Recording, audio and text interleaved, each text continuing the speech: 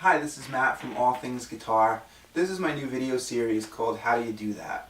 Basically, you can see this thread on Facebook, facebook.com, All Things Guitar. Just ask me a question and I'll try to answer it the best way I can. The first question comes from my friend Eric in Englewood, New Jersey. Eric wanted to improve his strumming. There's a couple of different things that I think could help. One of the first things I want to do is talk about the difference between picking and strumming, or at least my interpretation of the difference. If I'm going to be doing some kind of a single note run, for instance, maybe a pentatonic pattern, you can see that instantly my hand kind of locks into a spot near the bridge. Basically what I'm doing is I'm kind of finding an anchor point down here on the heel of my palm, and I'm actually resting that. You don't have to, you can float if you want. I rest that on the bridge just behind the strings where they break over, and that's my pivot point.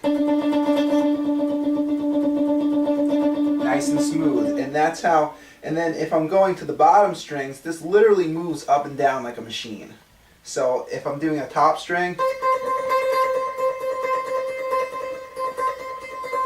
and then when I come down, I kind of slide. And at the top string, sometimes I actually end up on the body of the guitar itself.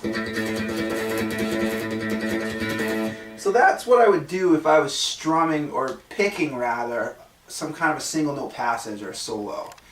If I'm actually strumming a chord, this kind of unlocks itself. And what I'm doing now is, instead of pivoting at the wrist, I'm pivoting at the elbow mostly.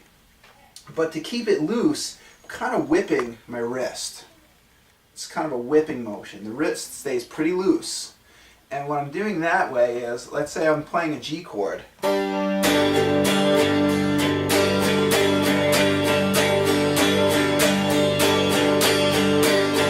Nice and relaxed motion. So then if you wanted to add some accents,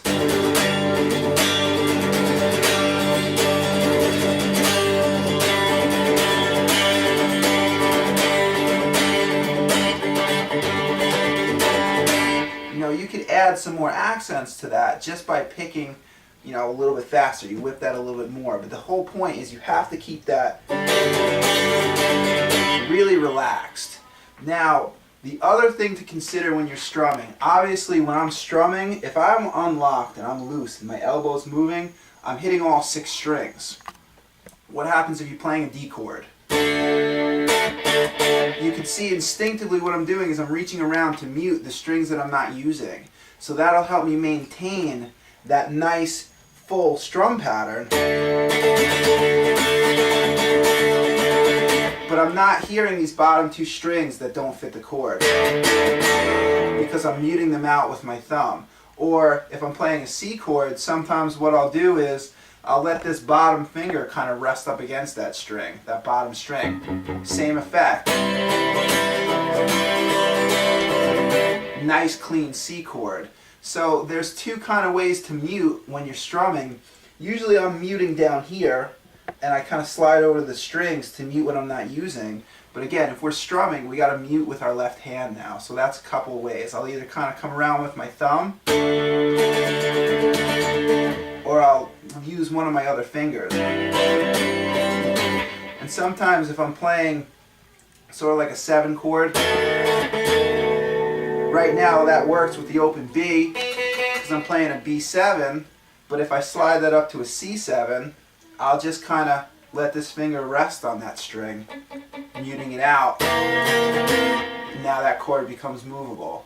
So, hope that helped.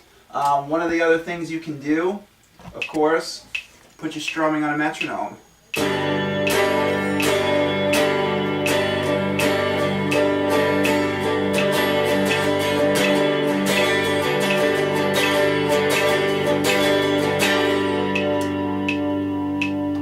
Which will help you kind of divide up all those 16ths and 8ths in time.